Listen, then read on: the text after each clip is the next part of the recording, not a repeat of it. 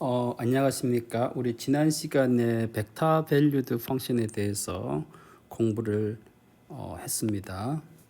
그래서 사실은 제가 이제 이렇게 1.6이나 2점을 앞부분 벡터 행렬 부분을 여러분이 이제 선형대수에서 배운 내용이라고 다 건너 뛰려고 하다가 우리 교재에서 이 전개하는 방식이 약간 다르기 때문에 벡터의 내적이라든지 몇 가지를 제가 정리를 하고 우리가 뒤에서 사용될 중요한 부분 다시 정리를 하고 이제 진도를 계속 나가겠습니다. 그래서 이제 다시 1.6을 내가 다시 되돌아와서 여러분들이 이제 내가 너무 진도를 빨리 나가는 것 같아서 이제 이 여러분 이제 다 프로덕트, 이너 프로덕트는 벌써 배웠지만은 혹시라도 이제 선형대수에서 이제 그 약간 다른 방법으로 전개했을 수도 있어가지고 다시 제가 이제 설명을 하겠습니다.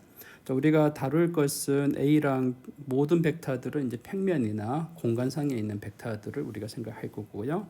그래서 이제 두 개의 벡터 A와 B 벡터가 주어지면은 그럼 A와 B 벡터를 이제 처음 시점이 같은 걸로 이렇게 이동시키면은 이제 이 벡터랑 이 벡터가 이루는 각이 있겠죠. 그러니까 이것도 하나의 각이 되고 얘도 각이 되겠죠. 각이 되는데 작은 각, 작은 각, smallest angle between A and B를 우리가 세타라고 놓습니다. 그러니까 요 세타를 뭐라 부르냐면 이 세타를 이제 is called the angle between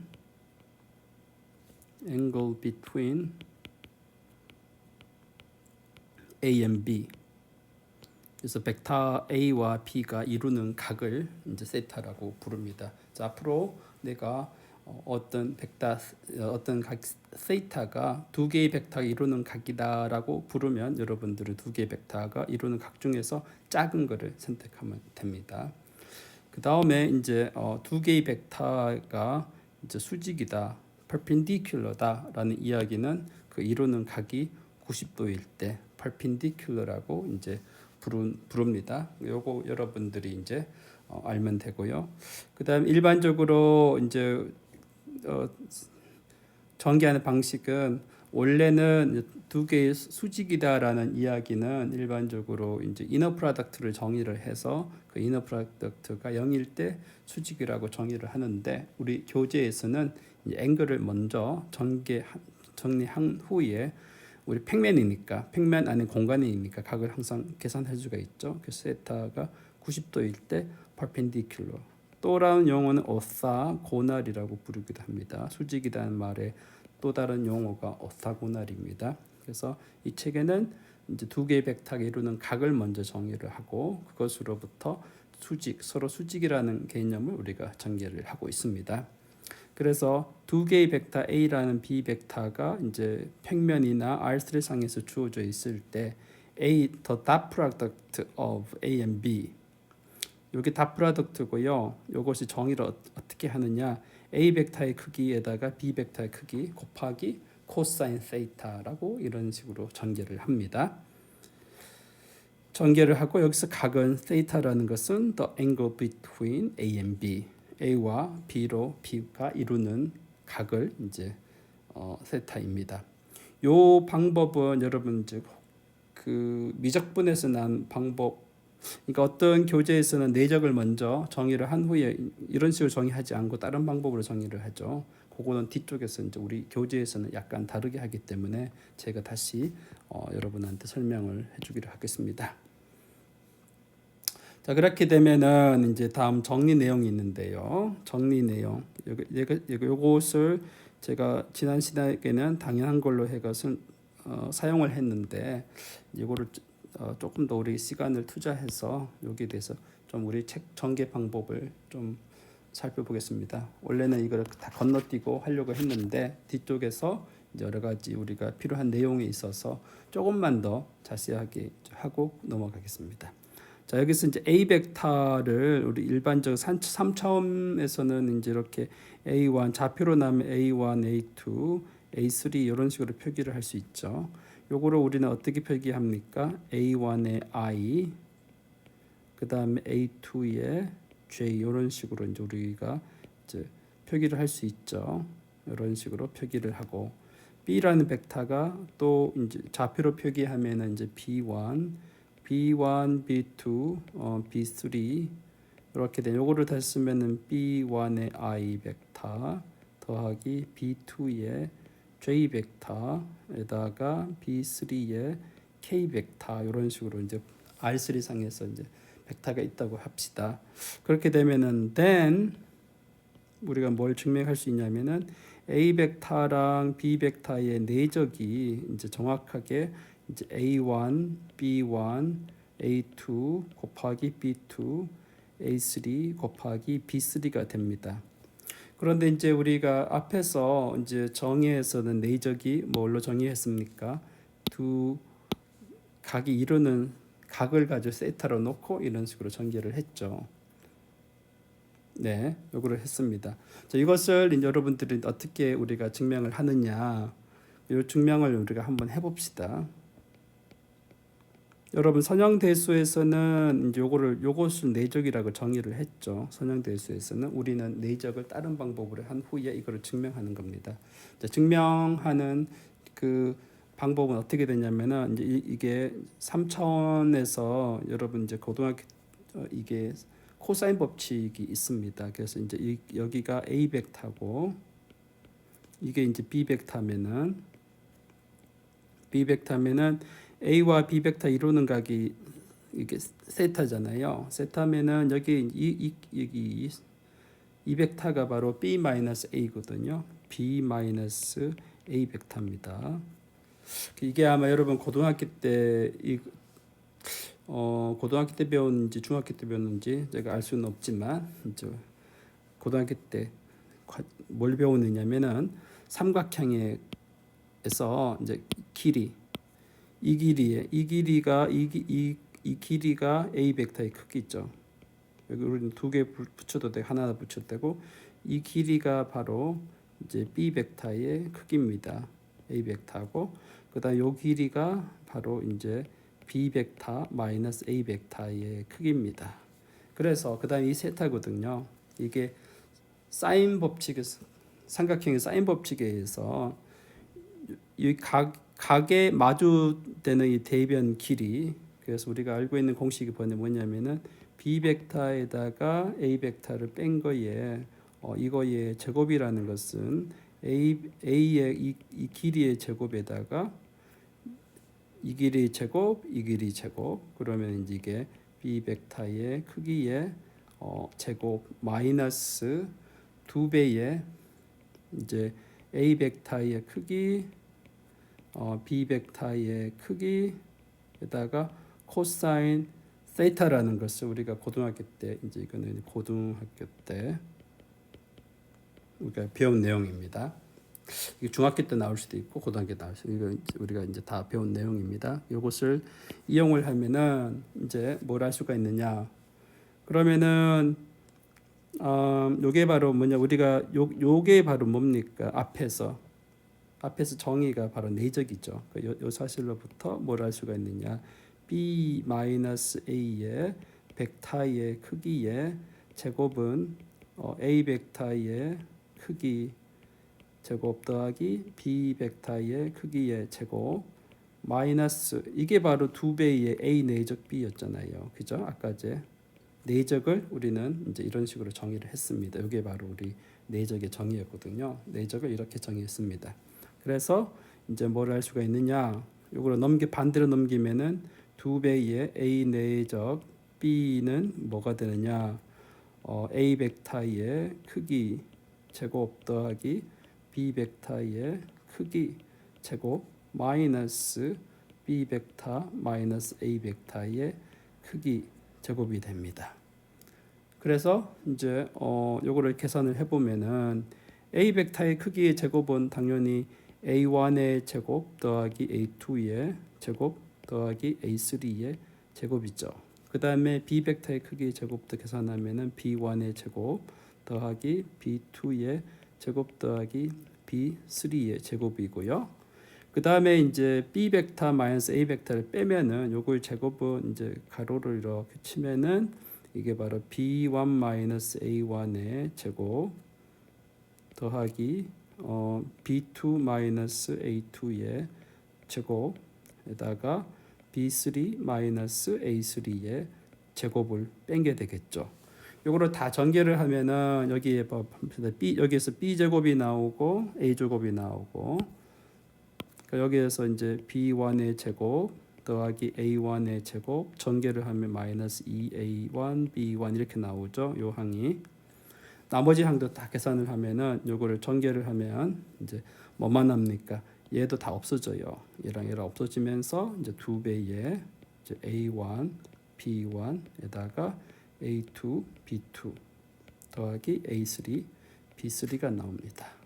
이 사실로부터 2배의 A 내적 B가 바로 얘가 나오시니까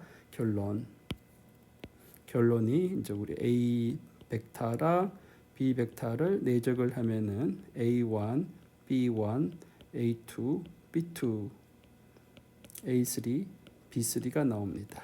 이런 식으로. 그래서 이제 이 결과로부터 앞으로는 이제 A 내적 B를 어떻게 각도를 이용을 해서 계산을 해도 되고, 우리가 여러분 선형대수에서 배운 이 정의를 사용을 해서 우리가 계산을 해도 됩니다. 이것을 제가 이제 그냥 넘어가려고 했는데 약간 이제 해야 될 것 같아서 이제 잠시 언급을 합니다. 이 사실로부터 또 우리가 어떤 이제 여러 가지 성질들이 있는데요. 우리 교재에 나오는 여러 가지 성질들을 우리가 다 하지는 않고 이제 뭐 여러분들이 나머지는 책을 다 참조하시기 바랍니다. 그래서 이제 첫 번째는 뭐냐면 이제 두 개의 벡터가 A 벡터가 0도 아니고 B 벡터의 크기도 0이 아니라고 합시다. 그래서 이제 A와 and B are 오사고날 수직입니다. 오사고날일 필요 충분 조건은 이제 뭘 할 수 있냐? 필요 충분 if and only if 필요 조건. 요 용어는 이제 앞으로는 이렇게 양쪽 방향 화살표를 의미하는 거고요. 그래서 이제 A 내적 B가 0이면은 서로 수직이라는 사실을 알 수 있겠습니다. 지금 한 내용에 의해서 이렇게 증명이 되고요.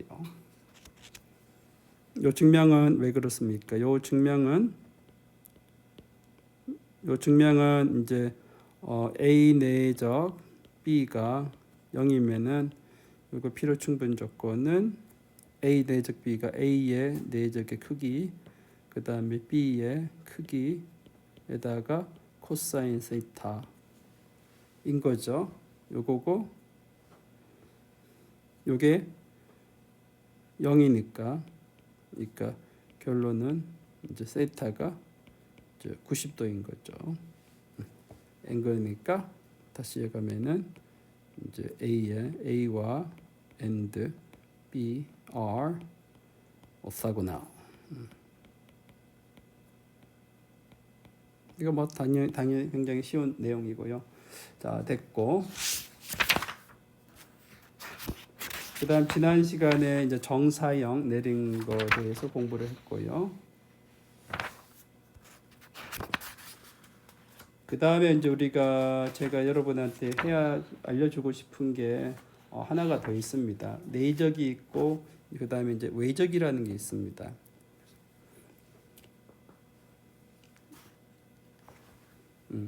요 하나의 프로퍼티고요. 요거는 뭐 properties 1번만 하고 2번 하나 더 해볼까?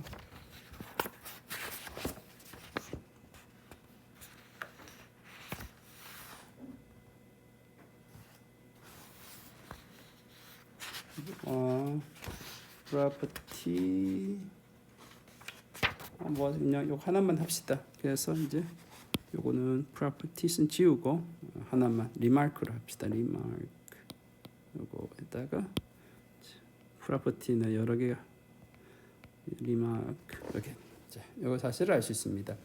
그 다음에 하나 이제 그 크로스 프로덕트를 하나 정의를 할 겁니다. 그래서 크로스 프로덕트.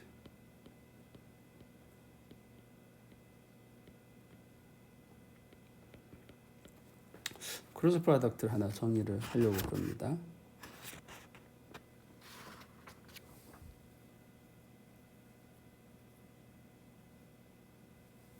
자, 크로스 프로덕트는 이제 어떻게 정의하려고 하느냐? 그러니까 뭐를 정의하느냐? 여기가 이제 A 벡터가 있고요. R3상에서 A 벡터가 있고 이제 여기서 B 벡터가 있습니다. B 벡터가 있고요. 그러면 여러분 뭘 생각을 할 수 있냐면은 A 벡터와 수직이고 B 벡터도 수직이고 서로 수직인 거. 요 적당한 이 벡터가 이제 있습니다. 그러면 이제 이게 여기 A 벡터가 그래서 요 A랑 여기 C 벡터가 존재를 하는데 C는 이제 C 벡터랑 B 벡터가 서로 수직이고 그 다음에 C 벡터랑 이제 A 벡터가 서로 수직입니다. 그림상으로 여러분 이제 그림이 이런 벡터가 존재하죠.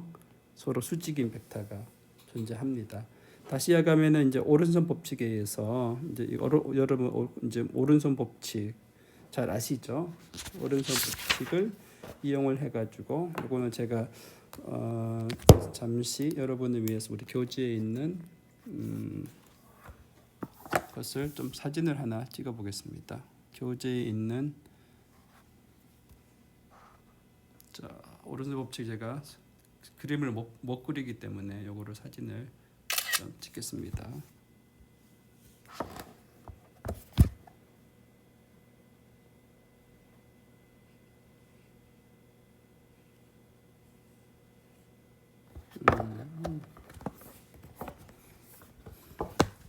자, 여기에서 쭉 내려와도 되고 여기서 이용을 하겠습니다. 자, 보이시죠? 이게 이제 우리 교재에 나오는 사진인데요. 자, 여기서 죄송하지만 제가 좀 사진을 잘라볼까?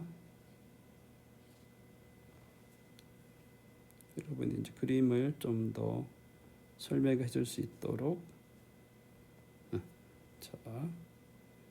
자, 요거를 사용하겠습니다. 자, 요거를 보면은 이제 이게 이제 그 오른손 법칙에 의해서 이쪽 방향이 A고 그다음에 이제 이 손이 이제 그 손가락이 이렇게 손가락 방향으로 이렇게 이게 B 벡터입니다. 네. 그래서 다시 이야기하면은 이제 여러분 그 물리 시간에 여러분 전기 흐름, 전류 뭐 전기 방향 할 때 오른손 법칙 했죠. 이게 A 벡터고 이 B 벡터예요. 그러면은 이 엄지 손가락이 가리키는 방향이 이제 A 내즉 B인데 이 벡터는 A 벡터랑 또 수직이고 B 벡터라도 수직인 그 벡터입니다. 그래서 이것을 가지고 이제 오른손 법칙이라고 부릅니다. 오른손 법칙을 이용을 하면은 요 그림은 제가 좋아하는 그림은 아니지만은 이 손가락이 이제 이렇게 손을 이렇게 했을 때 이 손가락이 이렇게 구부리는 방향이 B고요. 그 다음에 요 방향이 이제 A입니다. 이게 오른쪽 붙이고 일반적으로 우리가는 이제 이렇게 손가락을 세 개로 이용해서 많이 사용하는데 이제 그런 오른손 법칙을 이용을 합니다. 그래서 A 벡터 이제 이쪽 방향의 벡터는 굉장히 크죠. 이 벡터도 될 수도 있고 작은 벡터도 될 수도 있죠. 그래서 어떤 벡터를 원하느냐? 그런데 A 벡터와 B 벡터에 의해서 생성되는 여기 평행사변형이 있습니다. 그래서 이 평행사변형의 면적이랑 요 벡터의 크기가 같게 되는 그러한 벡터를 가지고 외적이라고 부릅니다. 그래서 이것은 제가 삭제를 하겠습니다. 자, 그래서 이제 C 벡터는 이제 B 벡터랑 또 수직이고 A 벡터도 수직이면서 C 벡터의 크기가 뭐랑 똑같으냐면은 이제 더 area area of the 평행사변형. 평행사변형으로는 parallelogram. 이게 평행사변형 determined by 뭐에 의해서 생성된 거냐면은 이제 A 벡터랑 B 벡터에 의해서 이제 만들어지는 평행사변형의 면적. 다시 이야기하면은 이제 여기에 어떤 이렇게 평행사변형이 이루어지죠. 그 평행사변형의 면적이 바로 요 벡터 C의 크기입니다. 그래서 요 벡터 C. 네. 그래서 이런 벡터 C를 이제 그러고 이제 이게 오른손 법칙을 따라가야 됩니다. A와 B, C는 오른손 법칙을 따라가는 겁니다. 그래서 A 벡터, B 벡터 이 순서가 C 벡터의 순서가 이제 오른손 법칙을 따라간다라는 겁니다. 이제 여기에 바로 이제 right direction for right hand rule 얘가 바로 이제 follows right hand rule 오른손 법칙. 이게 오른손 법칙이 방금 설명했죠. 무슨 이야기인지. 이렇게 될 때 이 C 벡터를 앞으로 우리는 뭐라 표기한다? A 벡터 크로스 B라고 정의를 합니다. 이거 definition입니다. 그러면 이제 얘를 가지고 우리는 뭐라 부르느냐? The cross product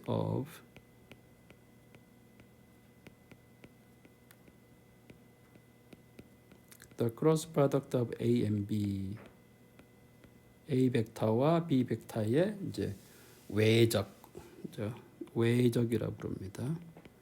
크로스 프로덕트 부르기도 하고요. 아웃 프로덕트라고 부릅니다. 근데 일반적으로 크로스 프로덕트를 더 많이 사용을 하고 있습니다. 네. 그러면 이제 실제적으로 A 크로스 B 요 벡터를 어떻게 계산을 하느냐? 네.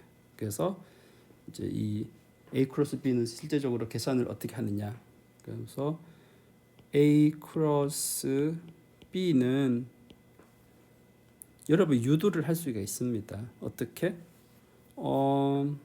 B 벡터랑 이제 내적도 0이고 A 벡터는 내적이 0이잖아요. 그러니까 방정식을 풀면 됩니다. 그래서 실제적으로 계산을 하면은 in fact 이 증명을 해야 되는데요. 저는 또 이렇게 증명하려면은 또 시간이 많이 걸려서 증명을 하지 않겠습니다. 그래서 여기서 remark 그래서 in fact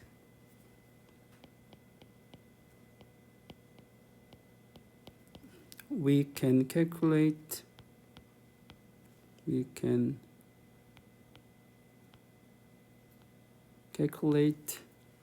A 내적 B as 자 A 벡터 B를 어떻게 계산하면 되냐면은 A2 B3 마이너스 A3 B2 첫 번째 좌표가 요거고 두 번째 좌표는 A3 B1 마이너스 A1 B3 세 번째 좌표가 A1 B2 마이너스 A2 B1 이렇게 됩니다. 네. 요거는 우리가 실제적으로 계산을 가능하고요. 우리 교재에서는 이제 요거를 정의라고 했습니다. 약간 제가 방식 다릅니다. 요것이 우리 교재에는 정의로 했고요. 요거는 기하학적인 의미로서 이제 우리가 살펴보는데요. 실제적으로 이제 이 기하학적 의미를 그대로 우리 가져오면 이렇게 됩니다. 요거는 여러분이 그냥 제가 증명을 하지 않고 동시에 이렇게 계산하는 방법만 이제 알려드리겠습니다. 기하학적인 의미와 계산 방법. 요거는 어떻게 계산하냐면 이 공식이 여러분들이 이제 암기하기가 헷갈리죠. 어떻게 계산하냐면은 여러분 행렬 계산 많이 해봤죠. 그래서 요거를 요 계산 방법은 이제 계산 방법 이게 헷갈리니까 여러분 어떻게 계산하면 되냐면은 여기에다가 I 벡터를 쓰고 여기다가 노테이션으로서 J 벡터를 써요. 여기 노테이션 K 벡터를 이렇게 씁니다. 이렇게 행렬의 뭐 행렬식으로 생각을 해도 되고요. 여기다 그냥 단순한 표기입니다. 여기다가 A 벡터로서 A1 여기 A가 먼저 나왔으니까 A1, A2, A3를 쓰고 여기다가 B1, B2, B3를 씁니다. 그러면 여러분들이 이제 뭘 공부했었냐면은 행렬의 전개 방법인데요. 전개 방법에서 그 어떻게 이거 행렬을 어떻게 계산했냐면은 이제 여러분 그 요거 그러니까 첫 번째 좌표 계산하려면은 요거 없애고 남는 부분 그죠? 그게 바로 뭐냐면은 첫 번째 좌표입니다. 요 I 요거 없애고 이런 행렬의 여인수 전개법이라고 배웠죠. 이게 행렬에서 행렬식의 여인수 전개법 여러분 아마 혹시 배웠는지 모르겠지만은 제가 기초 수학을 강의하면 이게 나오는 행렬에서 여인수 코팩터 익스펜션입니다. 여인수는 코팩터 익스펜션. 혹시 여러분 모르겠으면 한 검색해 보세요. 여인수 전개법을 이용을 하면은 그 방식대로 이용을 하면은 이제 요거를 쓰면은 이제 I 쓰고 그러면 여기가 디터미넌트의 나머지 부분 A2, A3, B2, B3 쓰고 여기가 I. 그 다음에 여기 나올 때는 여기가 이제 첫 번째, 두 번째가 음수죠. 그러니까 마이너스 쓰고 여기서 디터미넌트에 요거 없애면은 이제 이렇게 A1, B1, A3, B3 여기가 J를 이렇게 쓰고요. 마지막에는 이제 첫 번째, 세 번째 내가 4니까 짝수니까 없어지고 그냥 K로 쓰고 여기는 이제 디터미넌트에 A1, A2, B1, B2 여기 이제 K 좌표로 이렇게 이제 이게 그 여인수 전개법 그거를 그대로 따라가면 이런 형식으로 이제 이거를 만약 행렬식으로 본다면 그렇게 이거는 공식 외우는 방법입니다. 그럼 요거 계산하면은 요거 행렬식이 AD-BC잖아요. 그러면 이렇게 A2, B3 마이너스 A3, B2 I가 나오죠. 그다음 여기는 더하기 A1, B3 마이너스 이거니까 이제 이거는 A3, B1 마이너스 A1, B3 이렇게 되죠. 네, 이게 J가 되고요. 마지막은 이제 A1, B2 마이너스 A2, B1에 K가 나오죠. 요거 다시 표기를 하면은 우리가 원하는 이제 그게 나옵니다. 그래서 이제 제 같은 경우는 이거를 이렇게 외우지 않습니다. 네, 제 같은 경우 외우지 않고 항상 이런 식으로 계산을 해요. 이런 식으로 계산하는 방법을 여러분들이 알아두시면 됐습니다. 요거 계산하는 방법은 행렬의 여인수 전개법 그 형태로 이용을 해서 계산을 하면 되고요. 그 다음에 그다음 여러분들이 이제 확인하고 싶은 거는 이제 이 A에 이렇게 해서 A에다가 B의 벡터의 크기가 뭐가 될 것인가 좀 궁금할 수 있다고 생각을 합니다. A 크로스 B 크기 뭐가 될까요?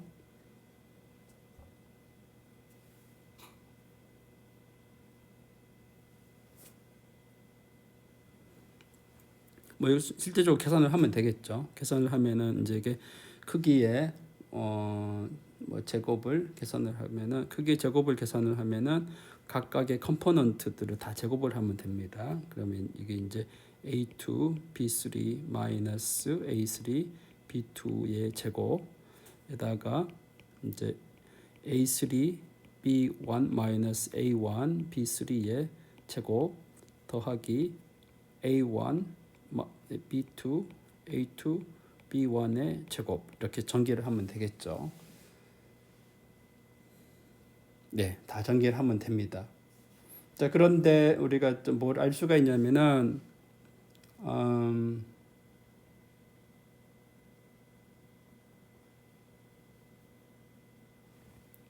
뭘 알 수가 있냐면은 이제 그 이 A와 A 벡터와 이 B 벡터와 이루어진 이 평행사변형의 면적, 이 면적이 이제 뭡니까? 이 면적, 평행사변형의 면적을 계산하면은 요 각 이루는 각도가 세타라고 생각을 하면 이 각이 이제 세타잖아요. 그러면은 요 면적을 계산을 하면 뭐가 나옵니까?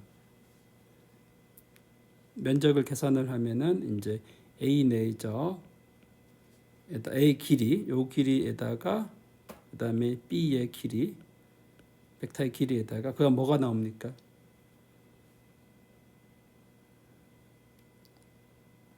요거를 계산을 하면은 이제 이게 사인 세타가 되겠죠. 이게 바로 사인 세타입니다. 이게 바로 면적입니다.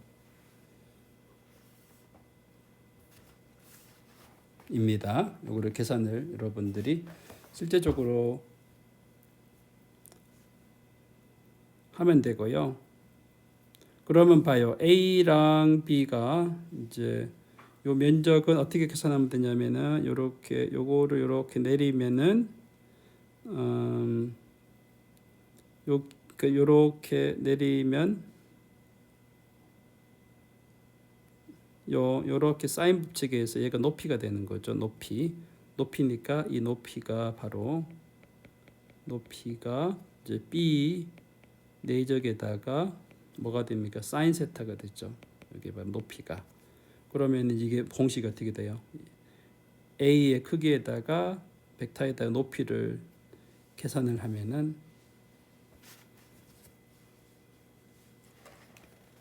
되겠죠. 어차피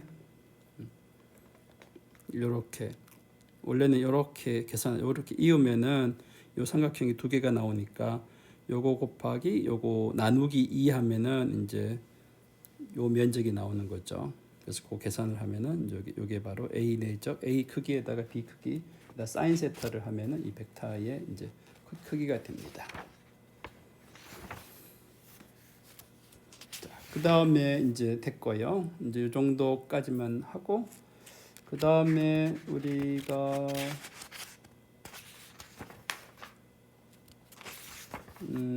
여러분 디터미넌트 계산하는 거는 이제 우리 여러분 안 하겠습니다. 디터미넌트는 선형대 있어서 배운 걸로 그냥 하면 되고요. 그래서 이 정도 오늘은 이제 내적이랑 외적 그 계산하는 거에 대해서 이제 그게 필요한 거고 그 다음에 이제 디터미넌트가 가지는 이 기하학적 의미를 좀 제가 설명을 해드리겠습니다. 이거 디터미넌트가 가지는 기하학적 의미를 뒤쪽에서 나오긴 하는데 제가 이걸 좀 더 여러분한테 설명을 해드리겠습니다. 자, 어떤 함수를 생각을 하느냐, 이제 디터미넌트의 의미.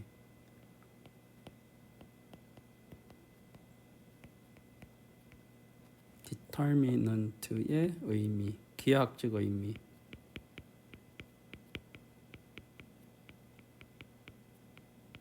의미가 어떤 것이 있을까? 이런 거를 여러분한테 이제 설명하겠습니다. 간단하게 뭘 생각을 하냐면은 이제 그 어떤 맵이 있습니다. 그 행렬 여러분 행렬이 있으면은 이런 행렬 A11, A의 1, 2, A의 2, 1, A의 2, 2 이런 행렬이 주어져 있다고 합시다. 주어진 행렬 이게 행렬 2 by 2 매트릭스 행렬이 있습니다. 그래서 여러분 선형대에서 이 행렬이라는 것을 뭘로 대응시키면 되냐면 어떤 맵이 있는데 평면으로 가는 이제 하나의 리니어 맵으로 생각할 수가 있겠죠. 그래서 여기 좌표를 내가 XY로 놓는다 그러면은 여기 있는 값이 A의 XY로 대응시키는 함수로 생각할 수 있겠죠. 그럼 요거 이제 A11, A의 1, 2, A의 2, 1, A의 2, 2 해서 XY로 대응이 됐습니다. 이걸 좌표로 쓰면은 이제 이렇게 A의 11X 더하기 A의 12X 12Y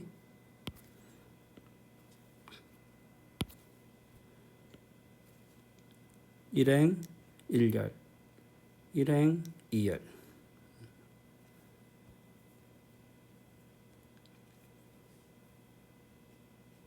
그 다음에 이제 자, 그 다음에 이제 A의 21x, A의 22y 이런 식으로 되겠죠. 일행 1열, 일행 2열. 오케이.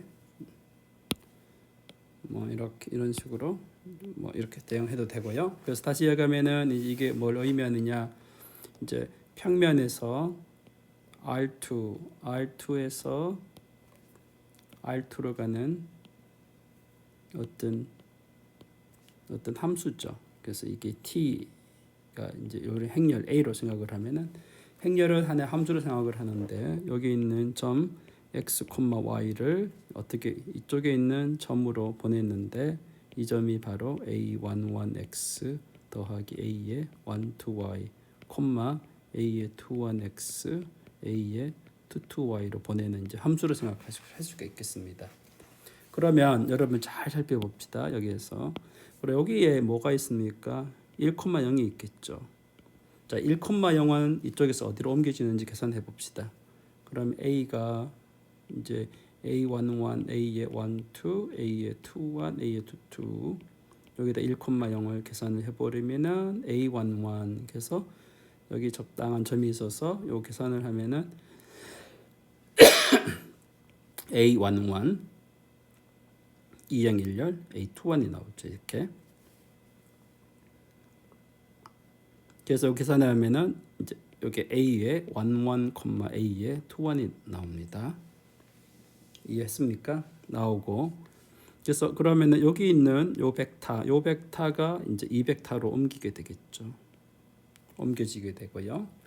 그 다음에 여기 있는 0,1이 어디로 가는지 한번 봅시다. 요 벡터를 생각을 하면은 0,1 A의 11, A의 12, A의 21, A의 22 0,1을 대입을 해봅시다. 그러면 이게 0 A의 12, A의 22가 나오죠.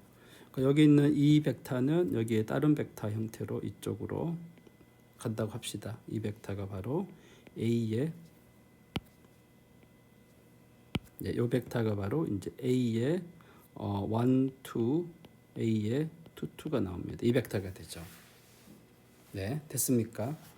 그러면은 우리가 뭘 할 수가 있겠느냐? 그러면 여기에 있는 여기 요 길이가 1인 정사각형은 이쪽 영역으로서 어떻게 옮기실까요? 그러니까 여기가 이 점이 바로 이제 1,1이겠죠. 그러니까 1,1이 어디로 가는지 한번 다시 계산을 해봅시다. 그러면 A의 11, A의 12, A의 21, A의 22, 1,1. 여러분 선형대수에서 이제 계산한 거로 그대로 하면은 뭐 이렇게 실질적으로 계산해도 되고 A11, A의 12, A의 21, A의 22죠. 다시 이야기하면은 요 두 벡터를 두 개 더해 놓은 게 나옵니다. 이렇게 평행 사변형이 나와요. 그죠? 그러면은 이제 이 리니어 이 행렬이 주어지면은 이 행렬을 이제 평면에서 평면으로 가는 선형함수 리니어 맵이라고 생각할 수가 있겠는데 그랬을 때 요거 직사각 정사각형 1,0 1,1 0,0 0,0 0,1로 이루어진 직사각형이 이 행렬에 의해서 이렇게 평행 사변형으로 이렇게 이제 이동합니다. 그럼 이 평행 사변형의 면적을 한번 계산해 봅시다. 그러면 요 평행 사변형의 면적을 이제 S라고 놓읍시다. 그러니까 이 평행 사변형 면적은 뭐가 나옵니까? 그 면적 S를 계산해 봅시다. 면적 S는 요 벡터랑 요 벡터로 이루어진 뭡니까? 이렇게 요 각을 내가 세타라고 놓으면은 바로 이제 요 벡터를 뭐라 놓읍시다. 요거를 우리 A 벡터로 놓읍시다. 이 벡터를 요거를 B라고 놓으면은 이제 요건 A 벡터의 크기에다가 B 벡터의 크기 사인 세타가 되겠죠. 네, 사인 세타가 됩니다. 근데 여기서 A 벡터를 우리는 뭘로 놓은 거죠? A의 1, 1, A의 2, 1. B 벡터를 우리는 이제 A의 1, 2, A의 2, 2로 보는 겁니다. 그러면 이제 A 내적 B가 바로 이제 A 벡터의 크기, B 벡터의 크기 코사인 세타잖아요. 코사인 세타니까 코사인 세타 값을 계산이 가능한 거죠. 그래서 코사인의 세타가 바로 A 벡터의 크기, 그 다음에 B 벡터의 크기에다가 A 내적 B 이거거든요. 그러면 이제 여기서부터 우리 사인 세타 값을 계산을 할 수가 있겠습니다. 그렇게 되면은 이제 우리가 알고 있는 요거를 집어넣으면은 요거 값은 바로 뭐가 되느냐? 이렇게 화살표로 하지 말고 자 이렇게 놔두고 여기다가 집어넣겠습니다. 그러면 이게 이제 A 벡터 크기, B 벡터의 크기, 그 다음에 여기 바로 루트 1 마이너스 코사인의 제곱 세타죠. 그래서 이거를 다시 이제 내려옵시다. 그럼 이쪽으로 자리가 좀 부족하니까 여기서 이쪽으로 내려올게요. 여기에서 그러면 이제 이 A 벡터의 크기, B 벡터의 크기, 그러면 여기 루트에 1 마이너스 요거 그대로 씁시다. A 내적 B 나누기 A 내적의 크기, B 내적의 크기 전체의 제곱. 요거를 집어넣읍시다. 그러면은 그 다음에는 이제 요거를 안쪽으로 집어넣어요.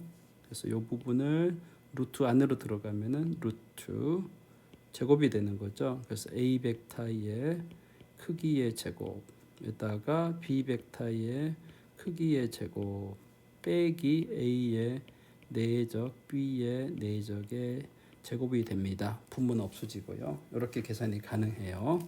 그래서 요거를 실제적으로 계산을 해보면은 자 우리 A 벡터가 이거죠. A 벡터 크기를 계산하면은 A 벡터의 크기의 제곱 그러면 루트 하면은 이제 이게 A의 1, 1의 제곱 더하기 A의 2, 1의 제곱이 됩니다. 요거 곱하기 B의 1, 2의 제곱 더하기 B의 2, 2의 제곱 이렇게 나오고요. 그다음 A 내적 B를 하면은 이제 A의 1, 1 내적이니까 A의 1, 2 더하기 A의 2, 1 A의 2, 2 이렇게 제곱을 계산을 하면 됩니다. 이렇게 계산을 하면 돼요. 그럼 이거를 다 전개하면 뭐가 나올까요? 실제적으로 계산해 보지 뭐. 요 면적이니까 요 계산을 해 보면은 이제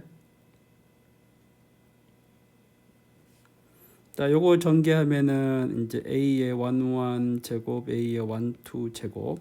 그러니까 요거 전개하면은 얘랑 없어지고 그 다음에 얘랑 A22 전개하면 남죠. 그래서 A의 1, 1의 제곱, A의 2, 2의 제곱은 남아 있고요.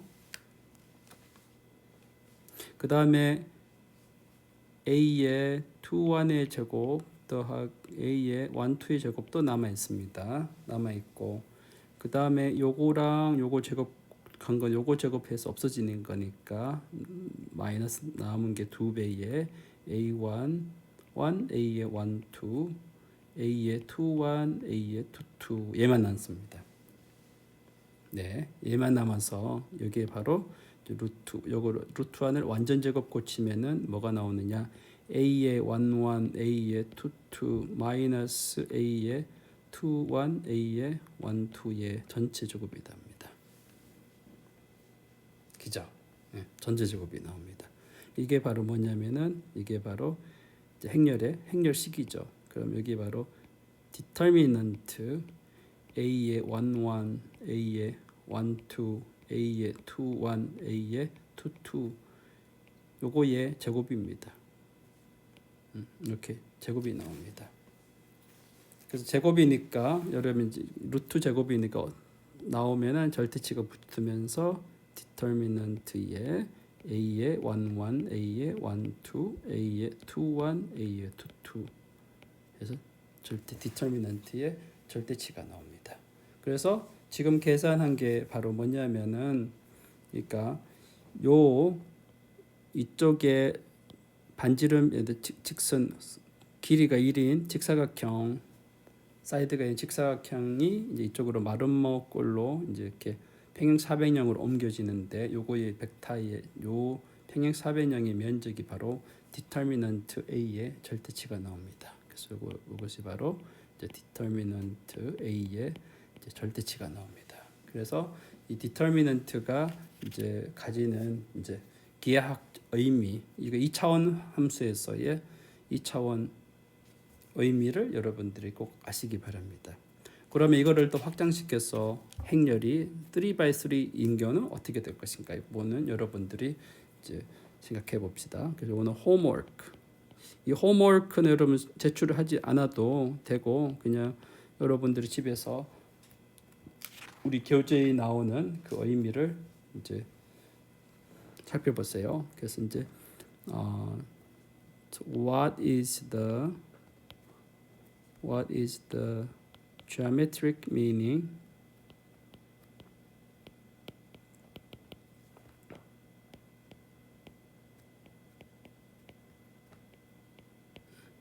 determinant A if A equals 3x3 matrix. 그러니까 행렬이 3x3 매트릭 있을 때 이제 이 이제 determinant A의 기하학 의미가 무엇인지 아마 제가 방금 이거를 설명해 줌으로 해가지고 여러분들은 이제 기하학적 의미가 무엇인지는 이제 아마 대충 짐작을 했을 거라고 생각을 합니다만 이제 꼭 좀 우리 교재에 나오든지 여러분 요거 꼭 이제 확인을 해서 공부해 두시기 바랍니다. 그래서 이제 행렬과 벡터에 대해서는 이제 여기까지만 하고 다음 시간부터는 이제 벡터 밸류드 다음 시간 next time 다음 시간부터는 next time we study 뭘 공부할 거냐면은 이제 curve, path or curve in R3에 대해서 공부할 것입니다. 그래서 이제 하나 이제 여러분한테 이제 요걸 한번 생각을 해보세요. 요즘에 여러분들이 이렇게 길 가다 보면은 이제 이 그 바퀴 하나만 달린 자전거 타는 사람이 있습니다. 그죠? 그래서 이제 그거를 모델로 보면은 이제 이렇게 아주 우리 평면에 아주 평평한 평면에 이제 이렇게 바퀴가 있습니다. 바퀴 이러한 바퀴가 있고 중심이 있죠. 여러분 자전거 생각을 하면 됩니다. 그래서 어떤 사람이 이제 여기서부터 평행하게 전동 뭐 자전거라 할까요? 그래서 그러면 여기 휠이 요거는 휠이고 요거는 휠 자전거 휠이고 그러면은 이제 이 계속 얘가 계속 움직입니다. 이런 식으로 시간에 따라서 움직이죠. 이렇게 움직입니다. 움직이면은 이 센터 C, 요 센터를 C라고 하면 C도 계속 요게 높이로 움직이죠. 그러면은 이제 여기에 P점이 있습니다. 여기 휠에 마크를 해놔요. 처음 시작할 때 빨간색으로 이렇게 요거 빨간색으로 이러면 이제 마크를 해놔요. 빨간색 마크를 해놔요. 그럼 얘가 돌아가니까 얘가 이쪽으로 오면서 이 점이 땅에 부딪히면서 그러면은 이 점이 이 점으로 오는 거죠. 그래서 이 점은 이제 이쪽으로 가겠죠. 이게 P점이 P가 이게 되겠죠. 조금 더 가면 P가 여기 오겠죠. 맞나요? 그러면은 이제 요 점이 이제 C점이고 그러면은 처음에 봤을 때 P는 요거를 기준축으로 볼 때는 요거를 기준축으로 보면은 요게 지면이고 지면과 센터에 있는 거를 기준적으로 보면은 P는 이제 각도가 0도죠. 0도. 요 반지름이 R이라 합시다. 전부 다.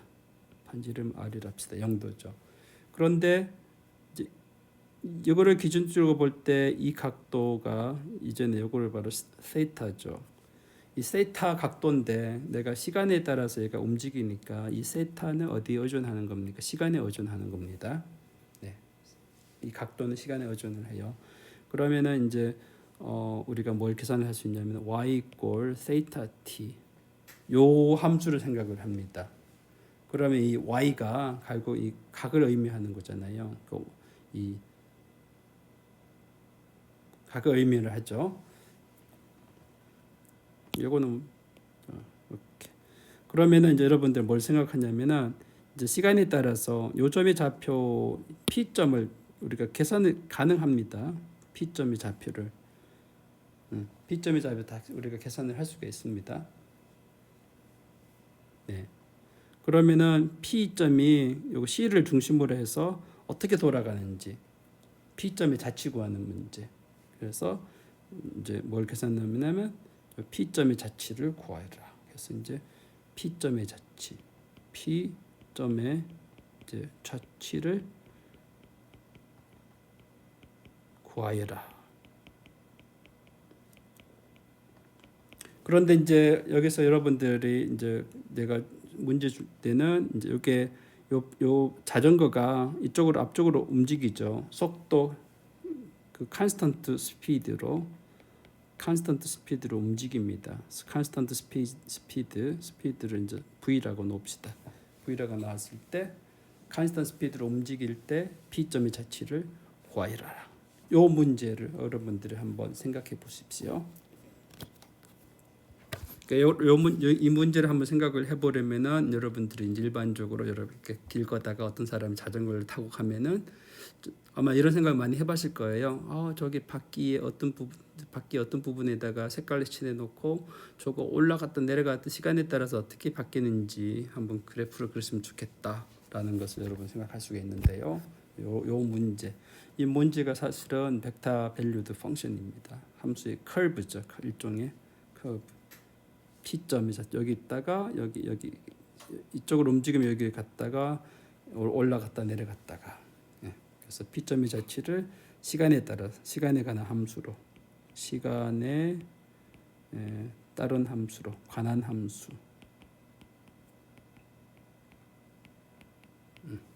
한번 이제 생각해 보시기 바랍니다. 자, 그럼 오늘 여기까지 하기로 하겠습니다.